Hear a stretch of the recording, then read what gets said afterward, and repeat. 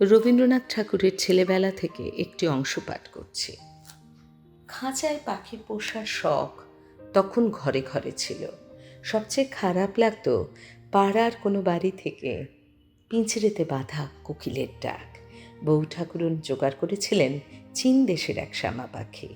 কাপড়ের ঢাকার ভিতর থেকে তার শীষ উঠত ফোয়ারার মতো। আরও ছিল নানা জাতের পাখি। তাদের খাঁচাগুলো ঝুলত পশ্চিমের বারান্দায়। রোজ সকালে একজন পোকাওয়ালা পাখিদের খোরাক জোগাত। তার ঝুলি থেকে বেরোতো ফড়িং, ছাতুখোর পাখিদের জন্যে ছাতু। জ্যোতিদাদা আমার সকল তর্কের জবাব দিতেন, কিন্তু মেয়েদের কাছে এতটা আশা করা যায় না। একবার বউ ঠাকুরুনের মর্জি হয়েছিল খাঁচায় কাঠবিড়ালি পোষা। আমি বলেছিলাম কাজটা অন্যায় হচ্ছে। তিনি বলেছিলেন গুরুমশাইগিরি করতে হবে না। একে ঠিক জবাব বলা চলে না। কাজেই কথা কাটাকাটির বদলে লুকিয়ে দুটি প্রাণীকে ছেড়ে দিতে হলো। তারপরেও কিছু কথা শুনেছিলুম, কোনো জবাব করিনি। আমাদের মধ্যে একটা বাঁধা ঝগড়া ছিল, কোনো দিন যার শেষ হলো না। সে কথা বলছি। উমেশ ছিল চালাক লোক। বিলিতি দর্জির দোকান থেকে যত সব ছাঁটা কাটা নানা রঙের রেশমের ফালি জলের তরে কিনে আনত। তার সঙ্গে নেটের টুকরো আর খেলো লেস মিলিয়ে মেয়েদের জামা বানানো হতো। কাগজের প্যাকেট খুলে সাবধানে মেলে ধরত মেয়েদের চোখে, বলতো এই হচ্ছে আজকের দিনের ফ্যাশন। ওই মন্ত্রটার টান মেয়েরা সামলাতে পারত না। আমাকে কি দুঃখ দিত বলতে পারিনি। বারবার অস্থির হয়ে আপত্তি জানিয়েছি। জবাবে শুনেছি জ্যাঠামি করতে হবে না। আমি বউ ঠাকুরনকে জানিয়েছি এর চেয়ে অনেক ভালো, অনেক ভদ্র সেকেলে সাদা কালা পেরে শাড়ি কিংবা ঢাকাই। আমি ভাবি আজকালকার জর্জেট জড়ানো বৌদিদিদের রং করা পুতুল গড়া রূপ দেখে দেওরদের মুখে কি কোনো কথা সরছে না? উমেশের সেলাই করা ঢাকনি পরা বউ ঠাকুরন যে ছিলেন ভালো, চেহারার উপর এত বেশি জালিয়াতি তখন ছিল না। তর্কে বউ ঠাকুরনের কাছে বরাবর হেরেছি, কেননা তিনি তর্কের জবাব দিতেন না। আর হেরেছি দাবা খেলায়। সে খেলায় তার হাত ছিল পাকা। জ্যোতিদাদার কথা যখন উঠে পড়েছে, তখন তাকে ভালো করে চিনিয়ে দিতে আরও কিছু বলার দরকার হবে। শুরু করতে হবে আরও একটু আগেকার দিনে। জমিদারির কাজ দেখতে প্রায় তাকে যেতে হতো শিলাইদহে। একবার যখন সেই দরকারে বেরিয়েছিলেন, আমাকেও নিয়েছিলেন সঙ্গে। তখনকার পক্ষে এটা ছিল বেদস্তুর, অর্থাৎ যাকে লোকে বলতে পারত বাড়াবাড়ি হচ্ছে। তিনি নিশ্চয় ভেবেছিলেন ঘর থেকে এই বাইরে চলাচল এ একটা চলতি ক্লাসের মতো। তিনি বুঝে নিয়েছিলেন আমার ছিল আকাশে বাতাসে চড়ে বেড়ানো মন। সেখান থেকে আমি খোরাক পাই আপনা হতেই। তার কিছুকাল পরে জীবনটা যখন আরও উপরের ক্লাসে উঠেছিল, আমি মানুষ হচ্ছিলুম এই শিলাইদহে। পুরনো নীলকুঠি তখনও খাড়া ছিল, পদ্মা ছিল দূরে। নিচের তলায় কাছারি, উপরের তলায় আমাদের থাকবার জায়গা। সামনে খুব মস্ত একটা ছাদ, ছাদের বাইরে বড় বড় ঝাউ গাছ। এরা একদিন নীলকর সাহেবের ব্যবসার সঙ্গে বেড়ে উঠেছিল।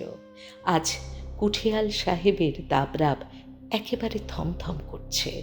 কোথায় নীলকুঠির জমের দুধ সেই দেওয়ান, কোথায় লাঠি কাঁধে কোমর বাঁধা পেয়াদার দল, কোথায় লম্বা টেবিল পাতা খানার ঘর, যেখানে ঘোড়ায় চড়ে সদর থেকে সাহেবরা এসে রাতকে দিন করে দিত। ভোজের সঙ্গে চলত জুরি নৃত্যের ঘূর্ণি পাক। রক্তে ফুটতে থাকত শ্যাম্পেনের নেশা। হতভাগা রায়তদের দোহাই পাড়া কান্না উপরওয়ালাদের কানে পৌঁছত না। সদর জেলখানা পর্যন্ত তাদের শাসনের পথ লম্বা হয়ে চলত। সেদিনকার আর যা কিছু সব মিথ্যে হয়ে গেছে। কেবল সত্য হয়ে আছে দুই সাহেবের দুটি গোর। লম্বা লম্বা ঝাউ গাছগুলি দোলাদুলি করে বাতাসে। আর সেদিনকার রায়তদের নাতি নাতনিরা কখনো কখনো দুপুর রাত্রে দেখতে পায় সাহেবের ভূত বেড়াচ্ছে কুঠি বাড়ির পোড়ো বাগানে। একলা থাকার মন নিয়ে আছি। ছোট একটি কোণের ঘর, যত বড় ঢালা ছাদ তত বড় ফলাও আমার ছুটি। অজানা ভিন দেশের ছুটি। পুরনো দিঘির কালো জলের মতো তার থই পাওয়া যায় না। বউ কথা কও, ডাকছে তো ডাকছেই। উড়ো ভাবনা, ভাবছি তো ভাবছি। এই সঙ্গে সঙ্গে আমার খাতা ভরে উঠতে আরম্ভ করেছে পদ্যে।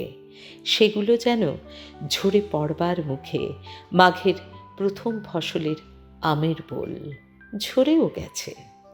তখনকার দিনে অল্প বয়সের ছেলে, বিশেষত মেয়ে, যদি অক্ষর গুণে দুছত্র পদ্য লিখত, তাহলে দেশের সমজদাররা ভাবত এমন যেন আর হয় না, কখনো হবে না। সেসব মেয়ে কবিদের নাম দেখেছি, কাগজে তাদের লেখাও বেরিয়েছে।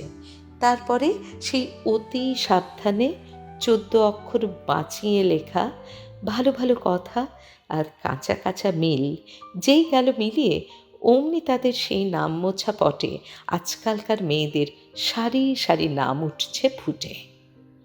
ছেলেদের সাহস মেয়েদের চেয়ে অনেক কম, লজ্জা অনেক বেশি।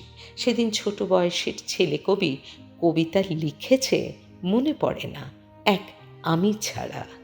আমার চেয়ে বড় বয়সের এক ভাগ্নে একদিন বাতলিয়ে দিলেন, 14 অক্ষরের ছাঁচে কথা ঢাললে সেটা জমে ওঠে পদ্যে। স্বয়ং দেখলুম এই জাদুবিদ্যের ব্যাপার, আর হাতে হাতে সেই 14 অক্ষরের ছাঁদে পদ্ম ফুটল। এমনকি তার উপরে ভ্রমরও বসবার জায়গা পেল। কবিদের সঙ্গে আমার তফাত গেল ঘুচে। সেই অবধি এই তফাত ঘুচিয়েই চলেছে। মনে আছে, ছাত্রবৃত্তির নিচের ক্লাসে যখন পড়ি, সুপারিনটেনডেন্ট গোবিন্দবাবু গুজব শুনলেন যে আমি কবিতা লিখি। আমাকে ফরমাশ করলেন লিখতে। ভাবলেন নর্মাল স্কুলের নাম উঠবে জল চলিয়ে। লিখতে হলো, শোনাতেও হলো ক্লাসের ছেলেদের। শুনতে হলো যে এ লেখাটা নিশ্চয় চুরি। নিন্দুকরা জানতে পারেনি। তারপরে যখন শেয়ানা হয়েছি, তখন ভাব চুরিতে হাত পাকিয়েছি। কিন্তু এই চোরাই মালগুলো দামি জিনিস। মনে পড়ে, পয়ারে ত্রিপদীতে মিলিয়ে একবার একটা কবিতা বানিয়েছিলুম। তাতে এই দুঃখ জানিয়েছিলুম যে সাঁতার দিয়ে পদ্ম তুলতে গিয়ে নিজের হাতের ঢেউয়ে পদ্মটা সরে সরে যায়, তাকে ধরা যায় না।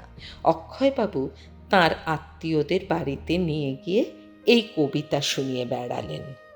আত্মীয়রা বললেন ছেলেটির লেখবার হাত আছে। বউ ঠাকুরনের ব্যবহার ছিল উল্টো। কোনো কালে আমি যে লিখিয়ে হব এ তিনি কিছুতে মানতেন না। কেবলই খোঁটা দিয়ে বলতেন, কোনো কালে বিহারী চক্রবর্তীর মতো লিখতে পারবো না। আমি মন মরা হয়ে ভাবতুম, তার চেয়ে অনেক নিচের ধাপের মার্কা যদি মিলত, তাহলে মেয়েদের সাজ নিয়ে তার খুদে দেওর কবির অপছন্দ অমন করে উড়িয়ে দিতে তাঁর বাধ্য। জ্যোতিদাদা ঘোড়ায় চড়তে ভালোবাসতেন। বউ ঠাকুরনকেও ঘোড়ায় চড়িয়ে চিতপুরের রাস্তা দিয়ে ইডেন গার্ডেনে বেড়াতে যেতেন। এমন ঘটনাও সেদিন ঘটেছিল। শিলাইদহে আমাকে দিলেন এক টাট্টু ঘোড়া। সেই জন্তুটা কম দৌড়বাজ ছিল না। আমাকে পাঠিয়ে দিলেন রথতলার মাঠে ঘোড়া দৌড় করিয়ে আনতে। সেই এবড়ো খেবড়ো মাঠে পড়ি পড়ি করতে করতে ঘোড়া ছুটিয়ে আনতুম। আমি পড়ব না, তার মনে এই জোর ছিল বলেই আমি পড়িনি। কিছুকাল পরে কলকাতার রাস্তাতেও আমাকে ঘোড়ায় চড়িয়েছিলেন। সে টাট্টু নয়, বেশ মেজাজি ঘোড়া। একদিন সে আমাকে পিঠে নিয়ে দেউড়ির ভিতর দিয়ে সোজা ছুটে গিয়েছিল উঠোনে, যেখানে সে দানা খেত।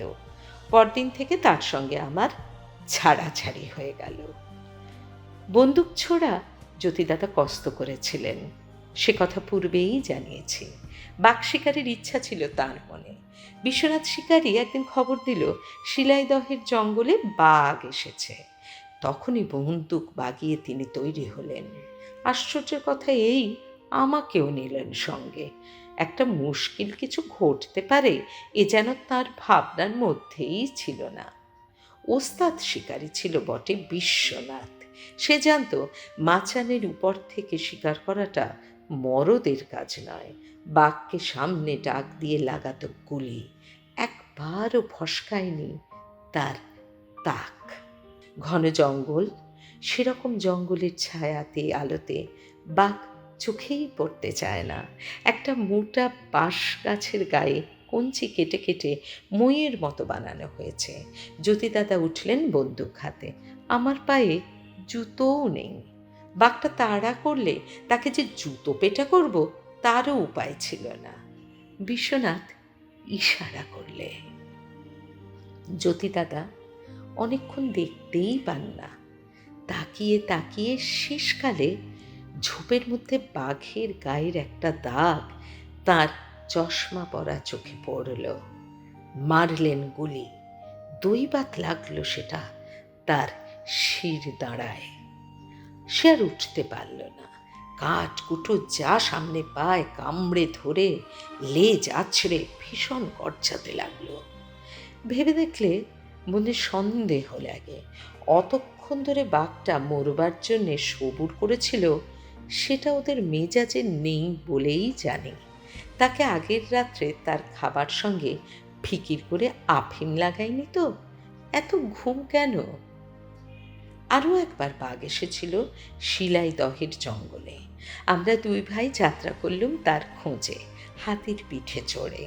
আখের ক্ষেত থেকে পটপট করে আখ উপড়িয়ে চিবোতে চিবোতে পিঠে ভূমিকম্প লাগিয়ে চলল হাতি, ভারিক্কি চালে।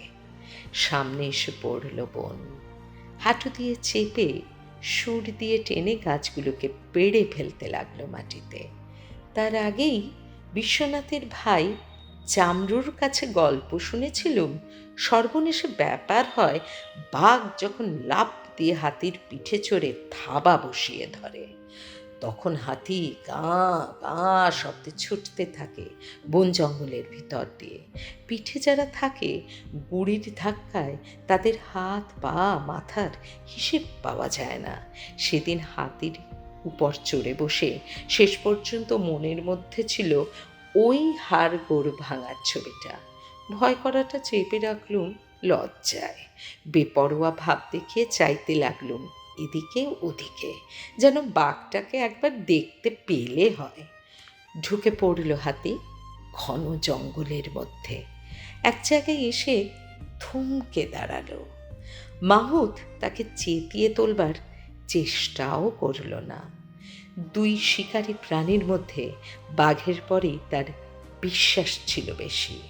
জ্যোতিদাদা বাঘটাকে ঘায়েল করে মরিয়া করে তুলবেন, নিশ্চয় এটাই ছিল তার সবচেয়ে ভাবনার কথা।